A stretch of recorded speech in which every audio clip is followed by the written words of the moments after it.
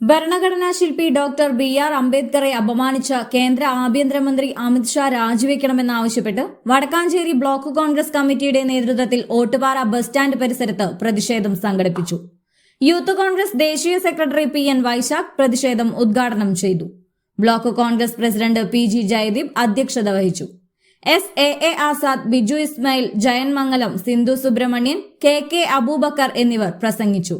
അംബേദ്കറെ അപമാനിച്ചത് ജനാധിപത്യത്തെ അപഹസിക്കുന്നതിന് തുല്യമാണെന്ന് പ്രതിഷേധക്കാർ പറഞ്ഞു. അംബേദ്കർ ഇന്ത്യയുടെ അഭിമാനമാണെന്നും അദ്ദേഹത്തെ അപമാനിച്ച കേന്ദ്രമന്ത്രി സ്ഥാനത്ത് തുടരുന്നത് അംഗീകരിക്കാനാവില്ലെന്നും പ്രതിഷേധക്കാർ ആവശ്യപ്പെട്ടു. സംഘപരിവാർക്കാരോട് ഞങ്ങൾക്ക് പറയാനുള്ളത്, ഈ രാജ്യത്തിന്റെ ഭരണഘടനയെ സംരക്ഷിക്കാൻ, ഈ രാജ്യത്തിന്റെ ഭരണഘടനയുടെ ശില്പിയായ പ്രിയങ്കരനായ ഈ രാജ്യത്തിന്റെ പ്രിയങ്കരനായ വിജയ് ഭീം എന്നറിയപ്പെടുന്ന ബി.ആർ. അംബേദ്കർ, അദ്ദേഹത്തെ ഒരിക്കലും വിസ്മരിച്ചുകൊണ്ട് ഈ രാജ്യത്തിന്റെ ഹിസ്റ്ററി, ഈ രാജ്യത്തിന്റെ ചരിത്രം മുന്നോട്ട് പോകാൻ സാധിക്കില്ല.